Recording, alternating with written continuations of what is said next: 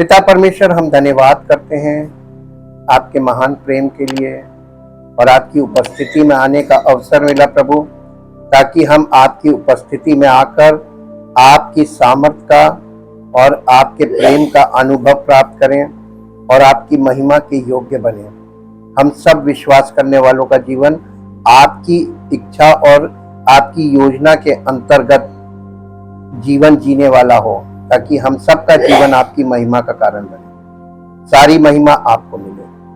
हम प्रभु आपका धन्यवाद करते हैं पवित्र आत्मा के लिए, जिसके द्वारा हमें पवित्र वचन का प्रकाश प्राप्त होता है, ताकि हम सबका जीवन प्रकाशित जीवन हो।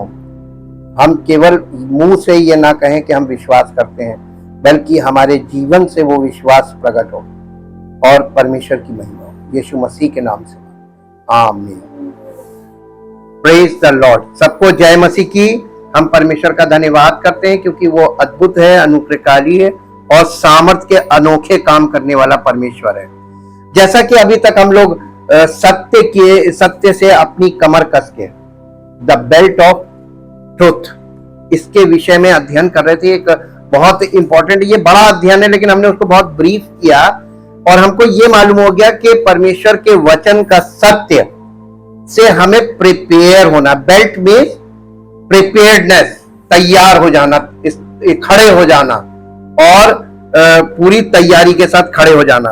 ये है परमेश्वर के वचन के सत्य के द्वारा पूरी तैयारी में खड़े हो जाना। और इसी से जुड़ा हुआ जो दूसरा पार्ट होता है सैनिक का, ये हमने आपको पहले भी बताया था, ये रोमन सैनिक के हथियारों का है, या आर्मर बोलते हैं एक्चुअली, उसका ये चित्रण है। और स्पिरिचुअली हमारी लाइफ के लिए, आत्मिक जीवन के लिए ये मायने रखता है इसका अर्थ। ब्रेस्टप्लेट ऑफ राइचियसनेस यानी धार्मिकता का कवच, जिसे हम बाइबल में पढ़ते हैं तो लिखा धार्मिकता की झिलम। झिलम का मतलब होता कवच। सत्य से अपनी कमर कस के, और सत्य से यानी बेल्ट ऑफ ट्रुथ, इस बेल्ट से जुड़ा हुआ होता है। और ये आपको सामने से जो बहुत मुख्य अंग है हमारे, ये आपका हार्ट है और आपके इंटरनल ऑर्गन्स है सारे, ये सारे के सारे ऑर्गन को सुरक्षा देता है, जिसमें खास तौर से हृदय बहुत इंपॉर्टेंट है। आज हम इसके इंट्रोडक्शन में जाएंगे और अध्ययन में इंट्रोडक्शन करेंगे, यानी इस चीज का परिचय हम देखेंगे। और without breastplate we are separated from God and breastplate directly connected with belt of truth, यानी ये सत्य के जो बेल्ट है उसके साथ जुड़ा हुआ होता है और ये धार्मिकता का कवच होता है। और इसके बिना अगर ये हमने नहीं पहना, या जिसके लाइफ में ये नहीं है स्पिरिचुअली, उसका परमेश्वर के साथ कोई संबंध है नहीं। और इसको अगर हम दूसरे शब्दों में कहें, in other words, breastplate is the part of the belt of truth. ये सत्य की जो बेल्ट है उसका ही एक दूसरा पार्ट है। And it is very important. ये बहुत इंपॉर्टेंट है, बहुत महत्वपूर्ण है। शारीरिक तौर पर भी उनके लिए महत्वपूर्ण था, आत्मिक तौर पर हम सब के लिए बहुत महत्वपूर्ण है, क्योंकि हम आत्मिक इजराइल में आते हैं। We are spiritual Israel. सैनिक के कवच के जो अन्य टुकड़ों के साथ ब्रेस्टप्लेट को उसके शरीर के कुछ क्षेत्रों की सुरक्षा के लिए डिजाइन किया गया था, और ब्रेस्टप्लेट उसके ऊपरी धड़ की रक्षा की, विशेष रूप से उसके हृदय की रक्षा के लिए बहुत इंपॉर्टेंट है। धार्मिकता का आध्यात्मिक कवच, आध्यात्मिक मतलब स्पिरिचुअल, आध्यात्मिक हृदय की भी रक्षा करता है, यानी हमारे आत्मिक हृदय की रक्षा करता है। विशेष रूप से उसके हृदय की धार्मिकता का आध्यात्मिक कवच आध्यात्मिक हृदय की भी रक्षा करता है, जो यीशु के साथ उसके रिश्तों का केंद्र है। बाइबल विश्वासियों को निर्देश देती है कि धार्मिकता का कवच पहन लो। मेरे साथ एक पद पहले निकालें जो आपको मिलेगा, पहला पत्रस उसका 5 अध्याय उसका 8 पद, पहले हिंदी में देन इन इंग्लिश, फिर उसके बाद इंग्लिश में। पहला पत्रस 5 अध्याय और उसका 8 पद, सचेत हो। और ये शारीरिक तौर पे बोला जा रहा है कि ये आत्मिक तौर पे बोला जा रहा है? आत्मिक तौर पे विश्वासियों की दशा आपको आज मालूम है क्या है? अगर आपने अभी तक के अध्ययन में ये देखा होगा, जो हमने बताया था आपको कि यीशु मसीह ने जंगली बीज का जो दृष्टांत बोला था, उसमें उसने कहा था कि अच्छे बीज का बोने वाला मनुष्य का पुत्र है। वो कौन है? यीशु मसीह। और जंगली बीज का बोने वाला उसका शत्रु यानी शैतान। और वो अच्छा बीज बो के जब गया, उसके बाद कौन आया? शैतान आया। ये किस चीज का वर्णन किया जा रहा? कलीसिया का। यीशु मसीह इस पृथ्वी पर आया, उसने अपनी सेवकाई का और सत्य के प्रचार का काम शुरू किया। और उसके बाद यीशु मसीह ने उद्धार का महत्वपूर्ण कार्य किया, यानी डेथ, बरियल एंड रिजरेक्शन। उसके बाद असेंशन, स्वर्गारोहण हो गया। उसके बाद पवित्र आत्मा को उसने भेजा, वहां से कलीसिया का जन्म हुआ प्रेरितों के ऊपर। और जब पवित्र आत्मा आया, पहली सदी की कलीसिया शुरू हुई। वहीं से शैतान ने कलीसिया में अपना काम शुरू कर दिया, यानी सत्य का उल्टा क्या होता है? लेकिन असत्य आपको कभी नहीं मिलेगा। असत्य की परिभाषा भी आपको नहीं मालूम है। हर व्यक्ति आपको सत्य ही बोलता मिलेगा। एक ही पुस्तक है जो सत्य के, परमेश्वर का वचन सत्य कहलाता है। जहां झूठा प्रचार हो रहा, वहां भी यही पुस्तक मिलेगी। और जो झूठे विश्वासी है, वो भी इसी पुस्तक को पढ़ रहे हैं, जिसे हम बाइबल कहते हैं।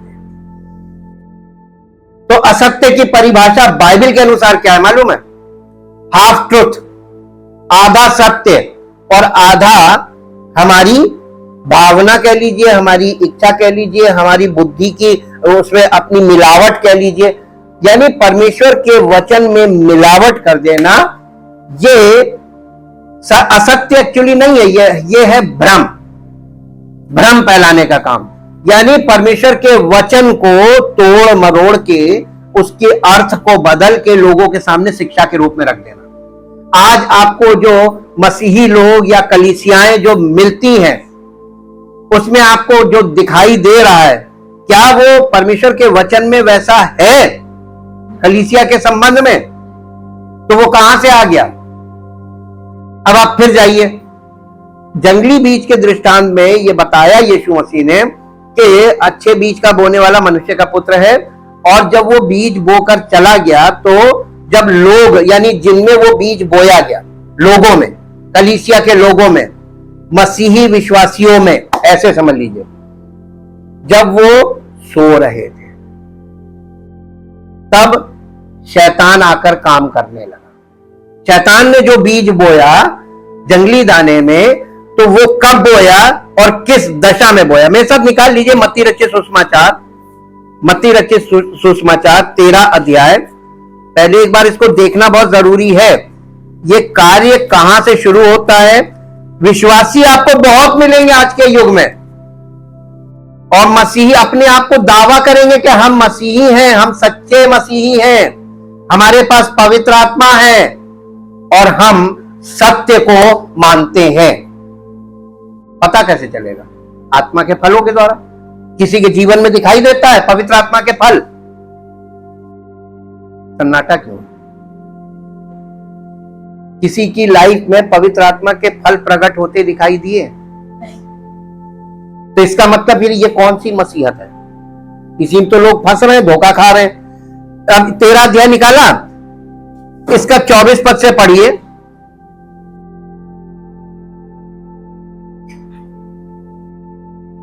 मत्ती, यीशु ने उन्हें एक और दृष्टांत दिया।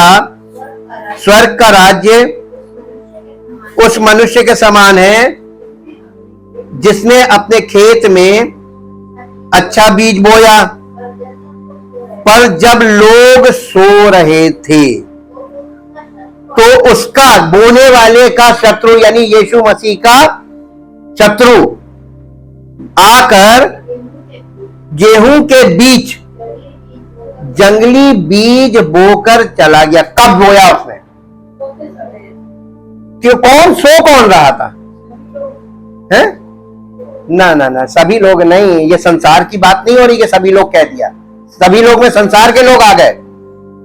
ये हाँ, मसीही लोग जो अपने आप को मसीही मानते हैं, जो कहते हैं हम विश्वासी हैं, ये उनके विषय में बताया जा रहा है जगाने वाली बात कि तुम धोखे में हो। एक्चुअली यीशु मसीह ये दिखाना मांग रहा है कि वचन के द्वारा देखो कि तुम सच्चे विश्वासी हो कि मसीही विश्वासी के धोखे में हो।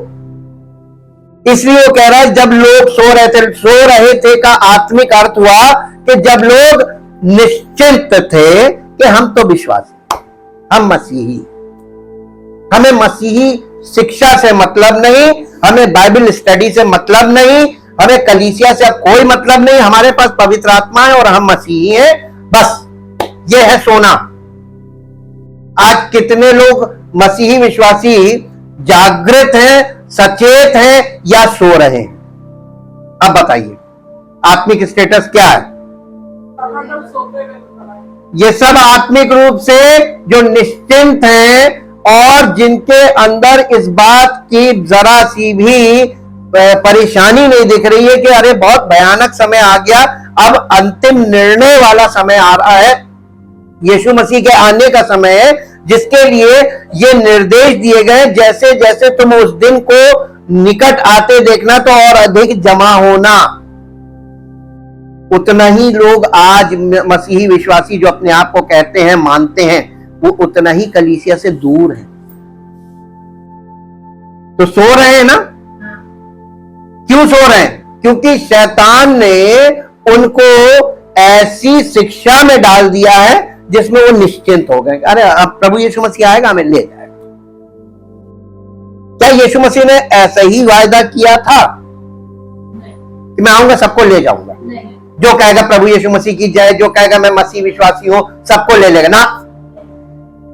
यीशु मसीह किसी ऐसे व्यक्ति को एक्सेप्ट नहीं करता जो व्यक्ति सच्चे सुसमाचार के अनुसार, परमेश्वर की योजना के अनुसार, परमेश्वर की इच्छा के अनुसार जीवन व्यतीत नहीं करता। वो एक्सेप्ट नहीं करेगा और वो परखेगा। बिना परखा हुआ व्यक्ति मसीही विश्वासी हो नहीं सकता।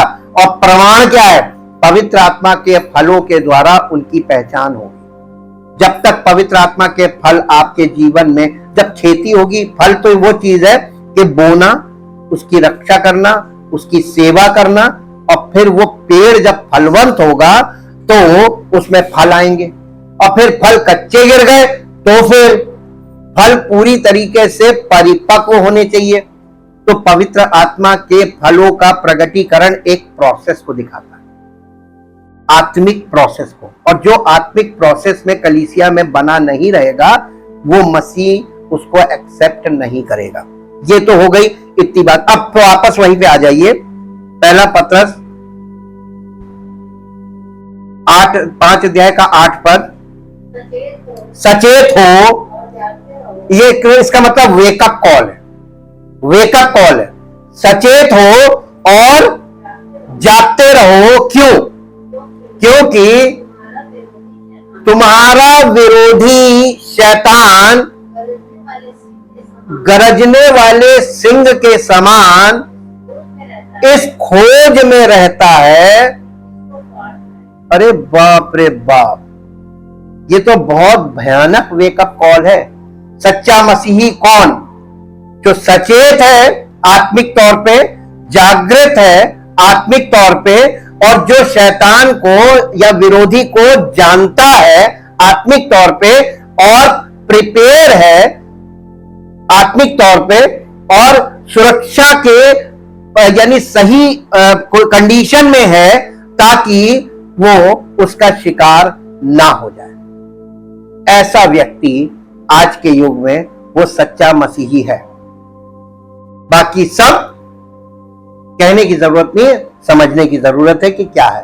अपने आप को धोखा देने वाला कभी भी मसीही विश्वासी हो नहीं सकता। वचन को, जो परमेश्वर का वचन है वो पूर्ण सत्य है, वचन का अर्थ सत्य है और वचन के अर्थ को यानी सत्य को मानता हो, वही व्यक्ति पूरी तरीके से अपने आप इस आत्मिक सुरक्षा घेरे में अपने आप को बनाए रखने के लिए सतर्क रहेगा और ये ध्यान रखेगा हर समय कि मैं इस कवच से बाहर ना चला जाऊं। क्योंकि जैसे ही आप सुरक्षा के जो सुरक्षा का कवच होता है, उससे जैसे ही आप बाहर निकलेंगे क्या होगा? अटैक। तो अब आप देखिए कि आप फिजिकली आप इजराइल को देखिए। आज इजराइल जो फिजिकल इजराइल है वो उसके चारों तरफ दुश्मन है, बाहर भी और अंदर भी, और किसी भी तरीके से यानी जमीन से भी और आसमान से भी कहीं से भी अटैक हो सकता है। ये हम कलीसिया के लोगों को जो आत्मिक इजराइल हैं, हमारे लिए एक बहुत बड़ा एग्जाम्पल सामने रखा है कि मसीही विश्वासी का मतलब है आत्मिक इजराइल। और अगर आप आत्मिक इजराइल हैं तो आप निश्चिंत कैसे रह सकते हैं? आप तो दुश्मन से हर समय घिरे रहेंगे और हमेशा, जैसे आपने देखा, इस समय आप देख लीजिए और सीखिए कि इजराइल में, आप लोग को इजराइल में अभी क्या है, आपको वॉर, जिस कंट्री में वॉर होता है आपको वॉर की बिल्कुल भी एबीसीडी नहीं मालूम है। वॉर में क्या होता है मालूम है? जब रॉकेटों से हमला होता है उस कंट्री पे, तो उस कंट्री के नागरिकों को स्पेशल निर्देश दिए जाते हैं, क्योंकि कंट्री गवर्नमेंट के अंडर में नहीं आती है। जब वॉर डिक्लेयर होता है तो कंट्री राष्ट्रपति के जो सेना का अध्यक्ष होता है उसके कंट्रोल में चली जाती है, यानी मिलिट्री शासन हो जाता है। और मिलिट्री की ओर से लोगों को कमांड्स मिलने लगते हैं, हुक्म मानोगे नहीं तो तुम भी दुश्मन के साथ उड़ा दिए जाओ। क्योंकि जब सेना अंदर मूव करती है इंटरनली, तो वो दुश्मन को मारने के लिए मूव करती है और लोगों से कहा जाता है बंकरों में चले जाओ, यानी कवच में। और पूरी कंट्री को, और रॉकेट से जो हमला होता है उस रॉकेट को हवा में मारने के लिए कवच बनाया जाता है। और वो कवच क्या करता है? वो अटैक करता है हवा में ही दुश्मन के रॉकेट को उड़ाकर खत्म कर देना, ताकि वो जमीन पे गिरकर बिल्डिंग को नष्ट ना करे और लोगों को नष्ट ना करे। इसको भी सुरक्षा कवच बोलते हैं।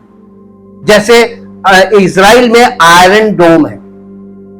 आयरन डोम वो मिलिट्री के कंट्रोल में होता है, वो किसी का पर्सनल नहीं है। That is for whole country. पूरी कलीसिया का जो कवच है, सुरक्षा कवच, वो बॉडी ऑफ क्राइस्ट है। ये हमारा आयरन डोम है, बॉडी ऑफ क्राइस्ट, मसीह की कलीसिया का, यानी कलीसिया जहां पे स्पिरिचुअल रेल्म का कंट्रोल होता है, ऊपर से स्पिरिचुअल रेल्म छाया जाता है। आपने पुराने नियम में देखा होगा कि परमेश्वर के अनुग्रह का बादल उन पर छाया रहता था, है ना? ये आत्मिक तौर पर परमेश्वर उनको सुरक्षा में लेके चलता था। ये कवच था, ये सब लोगों के लिए था, द होल इजराइल पुराने नियम में। आज कलीसिया, बॉडी ऑफ क्राइस्ट, वहां पर वो सुरक्षा कवच है। जब आप कलीसिया में आते हैं ना, यहां सैटेनिक पावर्स का बिल्कुल भी यानी एक नहीं चलेगी, बल्कि रिवील होगी, और जिसमें रिवील होगी वो भाग जाएगा। ये पहचान है, क्योंकि यहां परमेश्वर की अद्भुत सामर्थ्य काम करती है। वो मिसाइलों को ऊपर हवा में ही, यानी उधर से आई और इधर मार दिया, खत्म, नष्ट करेगी। और यहां पे आप देखिए बिल्कुल वही स्ट्रैटेजीज आपको देखने को मिलेगी स्पिरिचुअली। तो ये सुरक्षा कवच, लेकिन उनके कंट्री के, अब आप इजराइल को फिर से एक बार देखिए, फिजिकल इजराइल को, वहां का एक भी नागरिक सिविलियन नहीं है। The whole country, every citizen is a trained military personnel. वो एक ट्रेन्ड सैनिक है, चाहे वो महिला हो, चाहे वो पुरुष हो, चाहे वो टीनेज के बच्चे हो, और चाहे वो बुजुर्ग हो, सब लोग, सिर्फ छोटे बच्चों को छोड़ के, नन्हे बच्चों को छोड़ के, क्योंकि उनको बड़े लोग संरक्षण देते हैं। ऐसे ही मसीही जीवन में कलीसिया में हर व्यक्ति आत्मिक रूप से पूरी तरीके से तैयार रहे एवरी टाइम।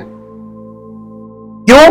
क्योंकि परमेश्वर का विरोधी, यीशु मसीह का विरोधी शैतान ऐसे लोगों को ढूंढ रहा है जो अपने जीवन में इस सुरक्षा कवच से बाहर है और अपने आप को मसीही विश्वासी कह रहे हैं। ये दावा करना कि हम मसीही विश्वासी हैं, ये बड़ी खतरनाक बात है स्पिरिचुअली, जो लोगों को नहीं मालूम है। आपने इतनी लंबी शिक्षा की जो चेन चल रही है हम लोगों की, इसमें कहीं भी बाइबल में आपने परमेश्वर को भजन कीर्तन दुआ प्रार्थना पे जोर देते देखा? आज्ञा मानने पे बहुत ज्यादा जोर है। आर्मी का रूल क्या है? Only obey the command, this is the discipline. अगर आपने आज्ञा नहीं मानी तो आप डिसिप्लिन में नहीं है, और जो डिसिप्लिन में नहीं होता है उसको अलग कर दिया जाता है। कलीसिया में आप अगर मसीह की देह का अंग बनना चाहते हैं, बन रहे हैं, और आपने यीशु मसीह के उद्धार पर विश्वास कर लिया है कि वो हमारा उद्धार करता है, वही उद्धार कर सकता है और कोई नहीं, तो आप अपना प्रयास बंद कर दीजिए उद्धार प्राप्त करने के लिए। अपना प्रयास बंद कर दीजिए इस बात को साबित करने के लिए कि मैं मसीही विश्वासी हूं। इस बात के लिए आप प्रयास करना बंद कर दीजिए, आज्ञा मानना शुरू कर दीजिए, और देखिए आपके जीवन में अद्भुत आश्चर्यकर्म शुरू हो जाएंगे, अद्भुत आश्चर्यकर्म। क्योंकि आज्ञा मानने वाले को परमेश्वर बहुत प्यार करता है। हालांकि बहुत कठिन होता है आज्ञा मानना।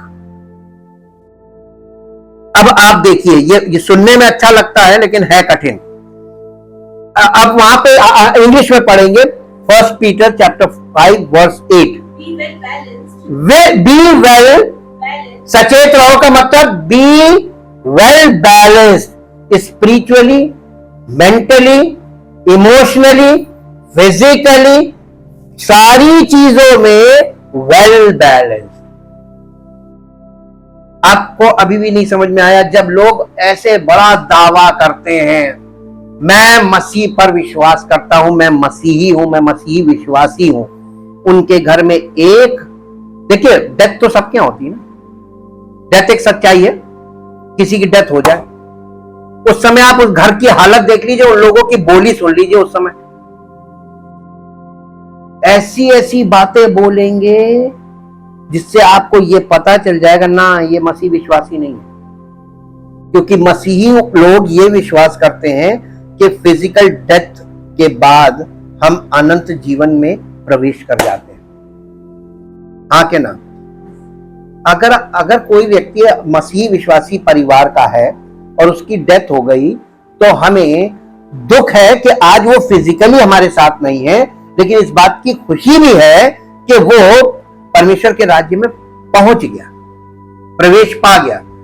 तो हमको वेल बैलेंस्ड होना चाहिए कि नहीं होना चाहिए? दुख भी और खुशी भी बैलेंस कर लेना, इसी को बोला गया वेल बैलेंस्ड। कितने मसीही विश्वासी आज वेल बैलेंस्ड हैं? एक पॉइंट। दूसरी पॉइंट, आपके घर में कोई अचानक से आपको एक न्यूज मिली कि आपके बच्चे का एक्सीडेंट हो गया, तब आप प्रतिक्रिया देखिए, वेल बैलेंस्ड है क्या डिसबैलेंस्ड है? पैसों की कमी आ गई घर में, वेल बैलेंस्ड है कि डिसबैलेंस है?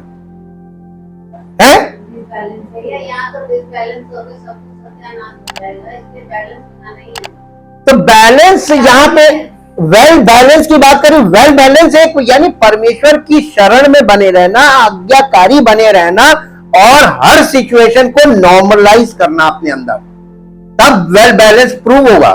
संयम ये नहीं होगा, आप वेल बैलेंस नहीं हो सकते, ये पवित्र आत्मा के फलों का परिणाम होगा वेल बैलेंस। जी, टेम्परेट का मतलब क्या है?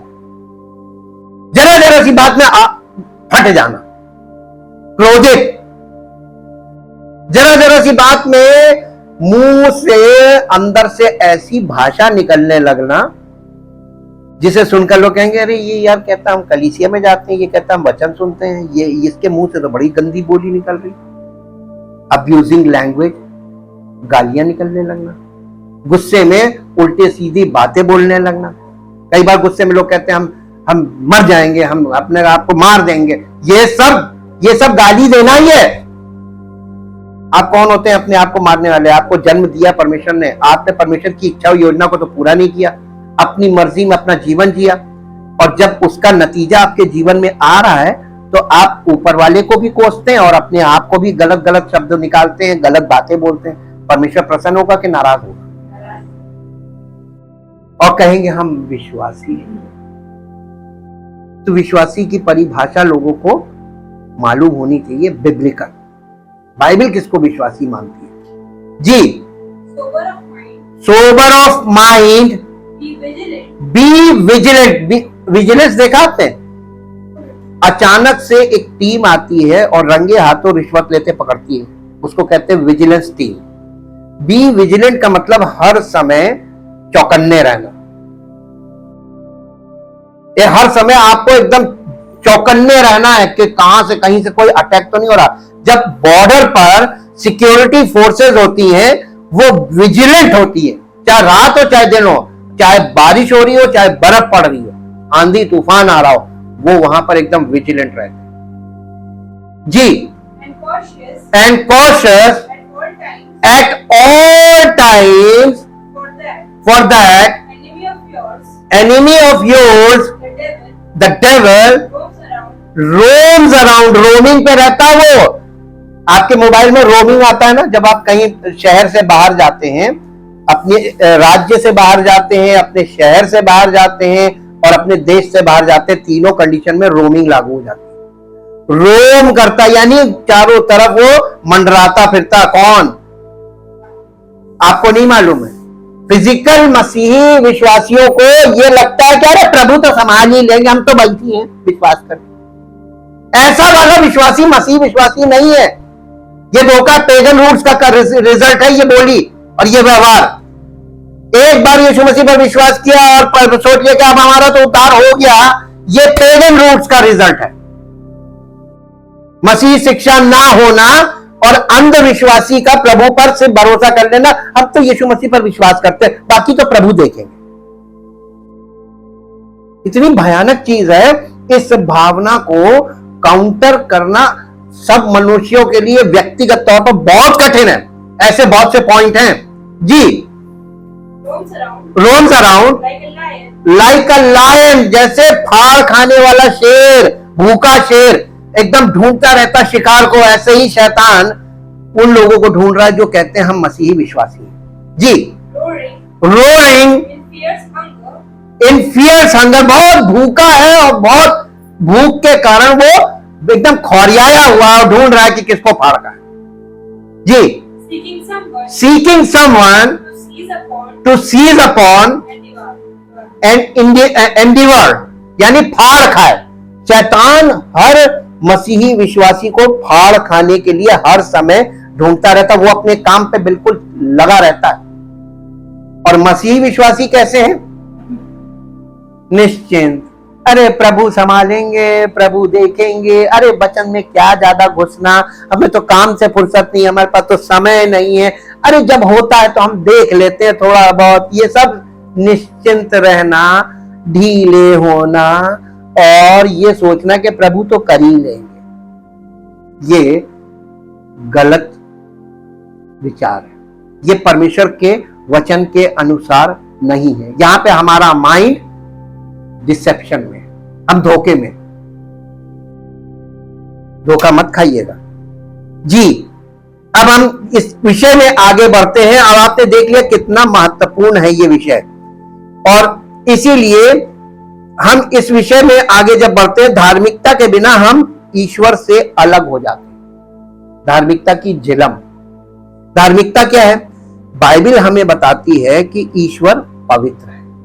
सबसे पहला परमेश्वर का जो गुण है, ईश्वर पवित्र है। अब पवित्रता को लेकर हम फिर आ जाइए, पवित्रता को लेकर हम स्नान नहीं किया इसलिए हम कलीसिया में नहीं आए। स्नान करने से तुम्हारे अंदर के पाप साफ नहीं होते हैं।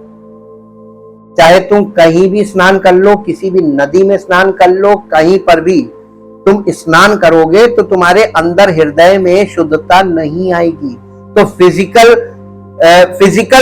जो क्लेंजिंग है, इसका मतलब, बेदिंग का मतलब ये नहीं है कि आप बिना नहाए भी परमेश्वर की उपस्थिति में आ सकते हैं, लेकिन हृदय अगर आपका शुद्ध नहीं है तो आप परमेश्वर की उपस्थिति में नहीं आ सकते।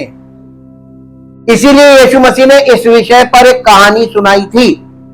हाथ बिना धोए भोजन करना बुरी बात नहीं है, लेकिन हृदय शुद्ध ना होना बुरी बात है। परमेश्वर ऐसे लोगों का एक्सेप्ट, और मालूम है कलीसिया में नहा कर आते हैं, सेंट लगा कर आते हैं, पाउडर क्रीम लगा कर आते हैं, लेकिन हृदय सबका मैले चिथड़े के समान। ये ग्रहण नहीं किए जाएंगे, नहीं ग्रहण हो गया। आप, ये परमेश्वर का वचन है, इसे कोई काट नहीं सकता, हम भी नहीं काट सकते। ये हमारे लिए भी वैसे ही है जैसे आपके लिए, हम सबके लिए बराबर है, यहां पर कोई डिवीजन नहीं है। परमेश्वर का पहला गुण है कि परमेश्वर पवित्र। लैव्य व्यवस्था उसका 11 अध्याय, लैव्य व्यवस्था उसका 11 अध्याय और उसका 44 पद पढ़िए। लैव्य व्यवस्था 11 अध्याय उसका 44 पद, 44 वर्ष। क्योंकि मैं तुम्हारा परमेश्वर यहोवा हूं, इस कारण अपने को शुद्ध करो और पवित्र बने रहो, क्योंकि मैं, अब इसी को आप नए नियम में निकालिए। मत्ती रचित सुसमाचार उसका 5 अध्याय, मत्ती रचित सुसमाचार उसका 5 अध्याय और उसका 43 वर्ष है मेरे ख्याल से, 43। तुम सुन, 43 में क्या लिखा है? नहीं, ये नहीं है। हाँ, 48। इसलिए चाहिए कि तुम सिद्ध बनो जैसे तुम्हारा स्वर्गीय पिता सिद्ध है। सिद्ध का मतलब क्या होता है? परफेक्ट। और परफेक्ट का मतलब क्या होता है? पवित्र। परमेश्वर हमारे लिए पवित्रता का प्रयोजन करके उसने रखा है। हमें अपने स्नान करके फिजिकल पवित्रता की बात ही नहीं की गई मसीह जीवन। यहां जो पवित्रता की बात की गई है वो हृदय की पवित्रता। इसी 5 अध्याय में आप एक चीज देख लीजिए जो आपको मिलेगा, 8 पद, 5 अध्याय का 8 पद, 5 अध्याय का 8 पद। हाँ, धन्य है वे जिनके मन शुद्ध है, यानी पवित्र है, क्योंकि, और बाकी लोग से मुंह से ढिंढोरा पीटेंगे, हम तो विश्वासी हैं, हम तो विश्वासी हैं। आप विश्वासी हैं, आप प्रचार करते रहिए इस बात का कि मैं विश्वासी हूं, लेकिन आप ग्रहण योग्य नहीं। अपने आप का दिखावा करना कि हम विश्वासी हैं, यह पवित्रता को नहीं दिखाता है, यह अधर्म का पार्ट है। नए नियम के अनुसार बिल्कुल एकदम एब्सोल्यूट है ये। पवित्रता का मतलब क्या होता है? हृदय और मन की शुद्धि। अब मैं आपसे प्रश्न पूछना चाहता हूं कि क्या आपने अपनी धार्मिकता का अपना कवच तो नहीं पहन लिया? मैं विश्वासी हूं, मुझे पवित्र आत्मा मिला, मैं यीशु मसीह को मानता हूं, बस मुझे और किसी से मतलब नहीं, मुझे कलीसिया से मतलब नहीं, मुझे आज्ञा तो किसी की माननी ही नहीं है, मुझे तो परमेश्वर के वचन पे भरोसा, क्योंकि मैं खुद पढ़ता हूं, खुद स्टडी करता हूं, बस मुझे और कुछ नहीं चाहिए। ये मसीह विश्वासी नहीं, ये भ्रमित, कंफ्यूज। कैसे? यीशु मसीह अगर काम कर रहा है पृथ्वी पर कलीसिया में होकर, तो शैतान भी काम कर रहा है पृथ्वी पर कलीसिया में ही होगा। तो 2 प्रकार की कलीसियां हैं, 2 प्रकार की शिक्षाएं हैं। एक मसीही शिक्षा की कलीसिया, एक मसीह की कलीसिया जहां पे सत्य की शिक्षा है, और एक शत्रु की कलीसिया जहां उसकी शिक्षा है। इतना तो अब तक स्पष्ट हो गया होगा ना। तो जहां मसीह की कलीसिया है वहां सत्य का आत्मा काम कर रहा है, जहां शत्रु की कलीसिया है वहां पर spirit of confusion, spirit of error काम कर रहा है। वो पवित्र आत्मा की डुप्लीकेट स्पिरिट है। आप कौन सी आत्मा में है, कौन से सुसमाचार को आपने ग्रहण किया है और किस यीशु पर विश्वास किया। अब तो समझाना बहुत सरल हो गया है, आप कौन से यीशु को मानते हैं। सबका अलग अलग है। शैतान ने एकदम हर चीज में कंपटीशन कर रखा है, और इस कंपटीशन में शिकार कौन हो रहा है? अब कोई नहीं बोलेगा, शिकार कौन हो रहा है? हाँ, तो आपको ही वचन दिया जा रहा है इसलिए कि शिकार होने से बच जाओ, धोखे से बच जाओ, सच्चाई को समझना शुरू कर दो। दिमाग में तुम ये मत सोचो कि तुम शैतान से जीत जाओगे, ये मत सोचो कि तुम अपने आप को शुद्ध कर सकते हो। कोई व्यक्ति अपने आप को शुद्ध नहीं कर सकता। यीशु मसीह का बलिदान काहे के लिए हुआ? उसके बलिदान, उसके लहू के द्वारा हमें पापों की क्षमा मिलती है और हमारा हृदय परमेश्वर शुद्ध करता है। जी, अब एक पद और निकालिए जो आपको मिलेगा यहोशू की पुस्तक में। आइए 24 अध्याय, यहोशू की पुस्तक 24 अध्याय और उसका 19 पद पढ़िए।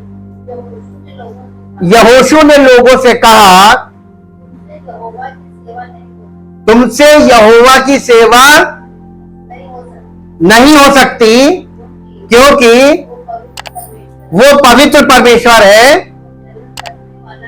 वो जलन रखने वाला ईश्वर है, वो तुम्हारे अपराध। हमने क्या कहा था आपसे? परमेश्वर माफ नहीं करता है। गलत बोला था कि सही बोला था?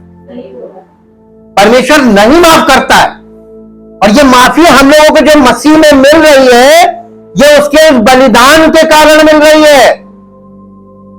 उसने अपने जीवन को, जो निष्पाप था, जो पाप, जिसके अंदर पाप था ही नहीं, निष्पाप, उसने अपना लहू बहाया और उसके बलिदान पर विश्वास करने से हमें क्षमा मिलती है। परमेश्वर क्षमा नहीं करता है और बहुत पवित्र है, इतना पवित्र कि आज लोग उस पवित्रता की वाट लगाए हुए हैं। इतनी ज्यादा गंदा व्यवहार, इतना ज्यादा गंदा स्वभाव, इतना ज्यादा गंदा, ये परमेश्वर के लोगों का तो हो ही नहीं सकता। और पूरी दुनिया में बदनाम कौन हो रहा है? प्रभु यीशु मसीह। परमेश्वर प्रसन्न हो रहा कि खुश हो रहा होगा? भयानक क्रोध। और आप आगे देखिए अंतिम की भविष्यवाणी में परमेश्वर का विनाशकारी कोप आ रहा पृथ्वी पर। फिर भी मनुष्य नहीं मान रहा है। वो अपने स्वभाव में अपने वो बंदी है, इस चीज का गुलाम है अपने स्वभाव का, वही करेगा जो उसके स्वभाव में है। भजन संहिता चैप्टर 99 वर्स 3, भजन संहिता 3, हाँ जी, उसके आगे आगे आग चलती हुई, उसके विरोधियों को चारों ओर।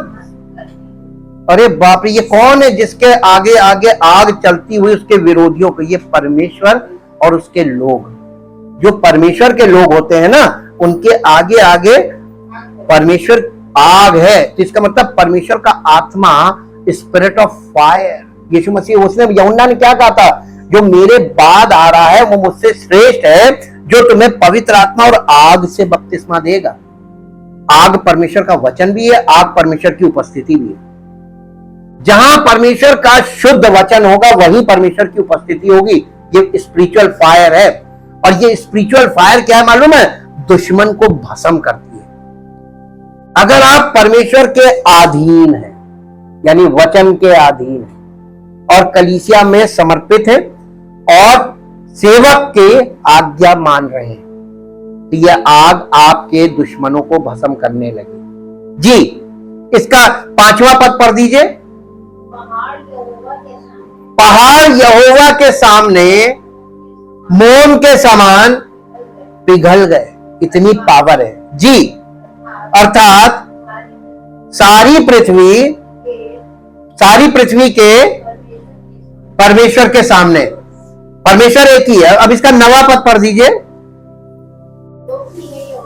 क्योंकि हे यहोवा, तू सारी पृथ्वी के ऊपर परम प्रधान है, तू सारे देवताओं से अधिक महान है।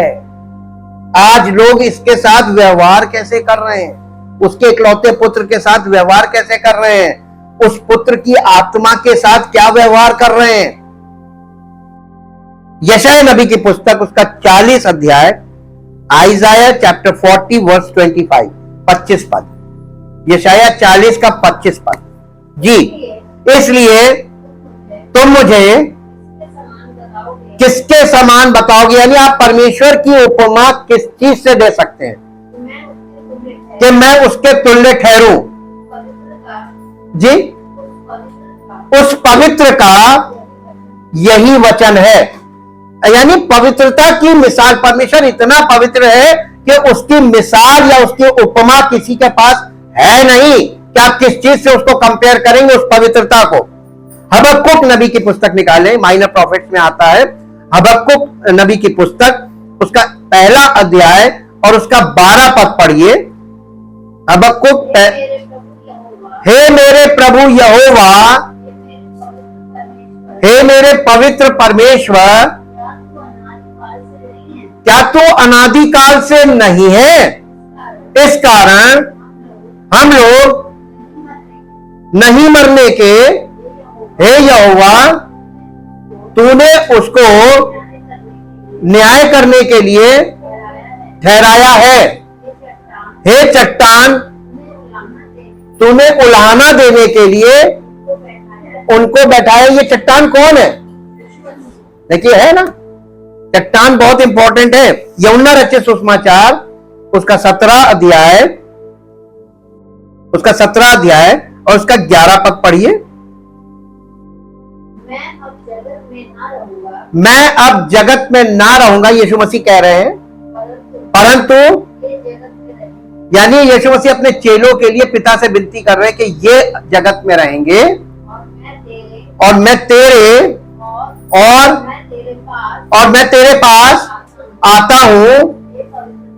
हे पवित्र पिता, अपने उस नाम से जो तूने मुझे दिया है उनकी रक्षा कर।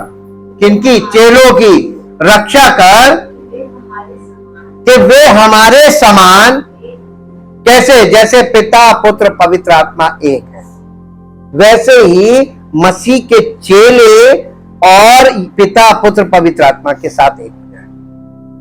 ये यूनिटी चाहिए, और यूनिटी विथ इंटेग्रिटी बोलते हैं इसको, यानी पिता पुत्र पवित्र आत्मा के साथ एक हो जाना। जो प्रभु की संगति में रहता है वो उसके साथ एक आत्मा हो जाता है। होता है कि नहीं होता है? लेकिन ये होगा कैसे? जब आप बॉडीली कलीसिया में एंटर करते हैं और कलीसिया में बॉडीली कनेक्ट होते हैं with the body of Christ, तब आप प्रभु के साथ एक आत्मा हो सकते हैं। दैहिक समर्पण आत्मिक संगति के लिए बहुत जरूरी है। और आजकल झूठी शिक्षा में शरीर और आत्मा अलग अलग है। तो आत्मा आपकी निकल के थोड़ी ना चलती है तो शरीर में। यीशु मसीह की मृत्यु के समय हमेशा याद रखिएगा, at the time of death, जब उसकी मृत्यु, उसमें वो मरा नहीं था। फिर आपको बता रहे हैं, अरे वो मर ही नहीं सकता था, उसने प्राण त्यागा था, प्राण निकला नहीं था। हम लोगों का प्राण निकलता है, हम त्याग नहीं सकते। इसीलिए बाइबल में लिखा है, किसका वश प्राण पे चले कि वो प्राण निकलने से पहले रोक ले। है किसी का वश? लेकिन प्रभु यीशु मसीह का उसके प्राणों पे वश था।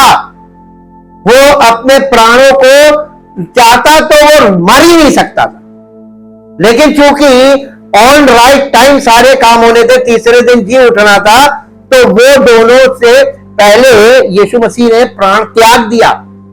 लिखा प्राण त्यागा, निकला नहीं, और आत्मा को पिता के हाथ में सौंपा। इसका मतलब आत्मा और प्राण दोनों अलग अलग है। यहां से हमको ये सीखना है कि प्रभु यीशु मसीह हमारे जीवन में भी यही चमत्कार करना चाहता है। हमारे प्राण तो निकलेंगे, लेकिन हमें आत्मिक रूप से वो अपने में संभाले। ये अनंत जीवन है जी। इसके 17 अध्याय का 11 पद पढ़ा था ना, ये चेलों के लिए विनती कर रहा ताकि वे भी हमारे समान एक हो। यहां पर यीशु मसीह एक बहुत खास बात बता रहा है। फिर से इसको पढ़िए, देखिए मैं आपको वहां पे ध्यान ले जाता हूं, बहुत बारीक है वो। मैं अब जगत में ना रहूंगा, परंतु ये जगत में किनकी चिंता कर रहा है यीशु मसीह? पौलुस किसकी चिंता कर रहा था? कलीसिया के लोगों की, है ना। यीशु मसीह चेलों की चिंता कर रहा था, पौलुस कलीसिया की चिंता कर रहा था। अब आपको इसमें एक चीज दिखाई देगी, पौलुस कहने लगा मैं डरता हूं, मैं चिंता, डरने का मतलब मैं चिंतित हूं। किसके लिए? कलीसिया के लिए। क्यों? अरे जैसे शैतान ने हवा को बहका दिया था, वैसे ही इनको भी बहकाएगा। और उसका चिंता बिल्कुल जायज थी, क्योंकि पवित्र आत्मा ने उसी के विषय में ज्यादा नए नियम में आगे लिखा है। और अंत तक आप बाइबल में आगे जब बढ़ते हैं तो आपको वही चीज प्रैक्टिकली दिखेगी कि वो होने लगा था, और आज तो उसका यानी उसकी पराकाष्ठा हुई, पीक पर आ गया। कलीसिया को उसने क्या कर दिया, ये वही देख सकता है जिसकी आत्मिक आंखें सही सही देख सकती है, जो डिसर्न कर सकता है, वो देख ले कि क्या किया उसने।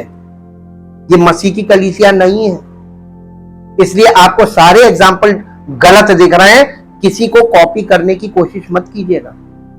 जब आप एग्जामिनेशन हॉल में जाते हैं, आप कितने भी अच्छे पढ़ने वाले हैं, आप अगर गुड लर्नर हैं, आप गुड स्टूडेंट हैं, आप अपनी पूरी तैयारी के साथ एग्जाम देने जाते हैं, तो आप किसी की कॉपी नहीं करते। यही पहचान है ना। और जो तैयारी नहीं करते वो क्या करते हैं? इधर से झांक के थोड़ा एक लाइन इधर से देख ली, एक लाइन इधर से देख ली, एक लाइन उधर से देख ली। यही तो कलीसिया है आज। हर व्यक्ति वो अच्छा ये कर रहे हैं तो हम भी कर लें, हम ऐसे कर लें, उन्होंने देखा अच्छा इधर ये तो हम भी कर लें, अच्छा ये हम भी। ये संसारिक पैटर्न है।